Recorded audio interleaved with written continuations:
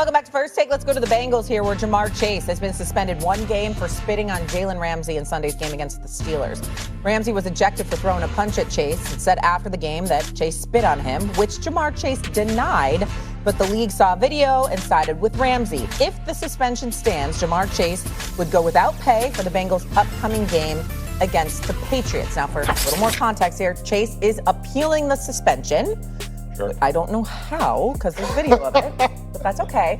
Are you good with a 1-game suspension, Chris Canty? No, the league got it wrong with Ja'Marr Chase, just like they got it wrong with Jalen Carter. And it's clear that the discipline that they doled out has not served as a deterrent, because we're talking about those incidents happening weeks apart. And the last time we saw something of that nature on an NFL field in a primetime spot was back in 1997 with Bill Romanowski spitting on J.J. Stokes. And here's the thing that I'm most concerned about, y'all. It's not the fact that the action of spitting on somebody is the most degrading thing that you can do to another human being. What I'm concerned with is the response, because I don't think it's fair and reasonable to anticipate that players would react the way that we saw Dak Prescott react in the season opener and being composed.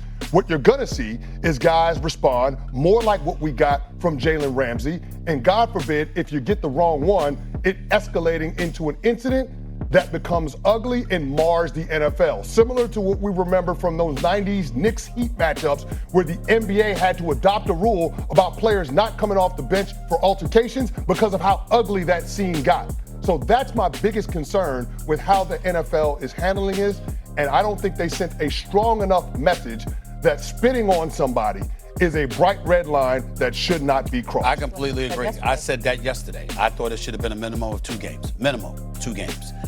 And it's partially because of what happened with Jalen Carter.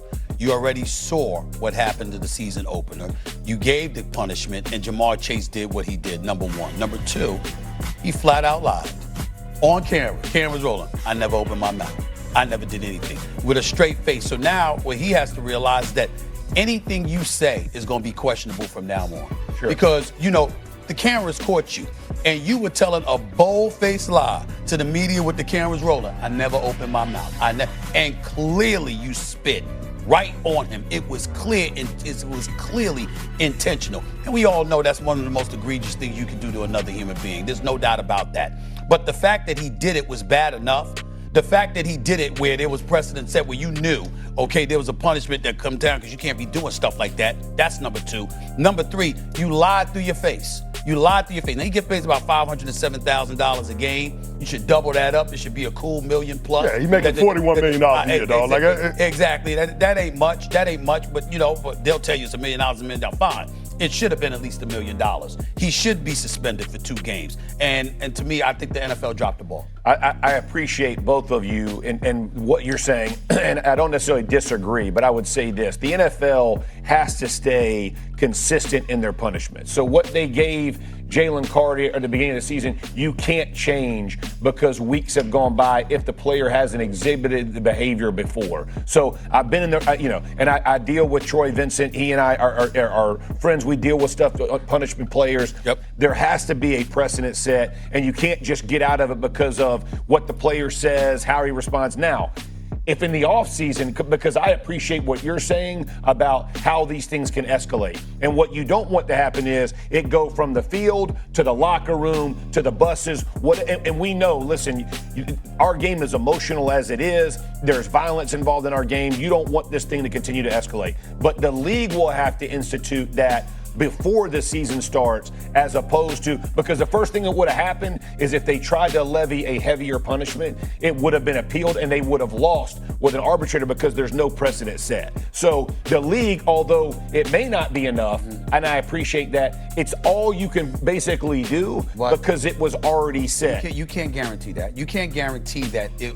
I'm not saying you're wrong, because obviously it would have been appealed, and who's to say he could have won. But me covering the NBA for as many years as I've had, dealing with old Commissioner David Stern, God rest his soul, all right? David Stern had the fear of God instilled in a lot of players, because it was certain things. He let you know, give a damn about no precedent. You try that. Right. You do something like that. There's a line that you cross. He said, I will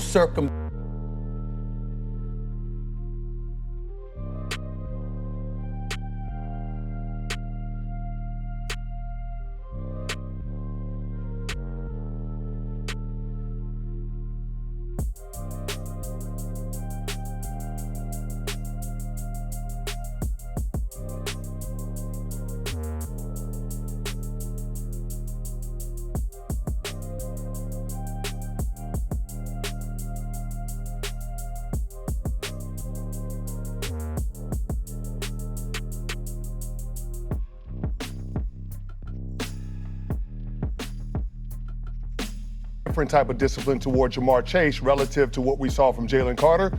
You're talking about the other player being involved in that. Jamar Chase's actions instigating an altercation that led to Jalen Ramsey being ejected. Sure. To led to punches being thrown. Sure. So that escalation being triggered by what Jamar Chase did makes the nature of it different than what we saw in week 1. Here's the other thing that I think we got to acknowledge. And the irony of all of this is that it's happening in the season where the NFL wants to emphasize sportsmanship amongst all of its players. But here's the problem that I have with this.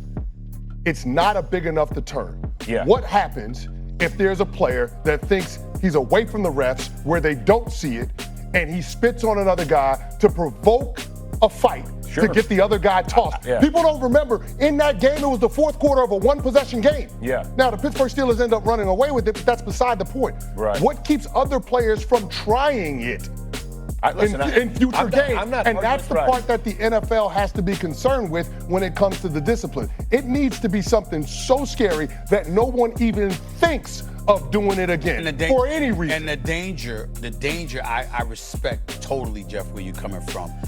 As somebody that's covered collective bargaining for decades, I get where you're coming from. You talk about precedent not being violated, et cetera, et cetera.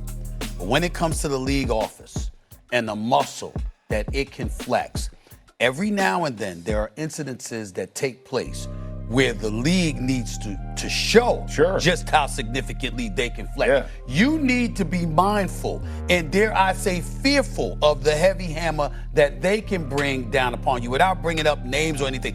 I remember incidences where David Stern or somebody else would come up and this cat going 25 games, this cat going, you give a damn about no precedent. No, you're dealing with me now. You understand? Because we ain't having it. And because it's bad for the league. You cannot have a Jamar Chase, who's my favorite receiver in the National Football League, for sure, who's a stud, who's a superstar. You cannot have him literally and flagrantly spitting on another player and then looking into the camera.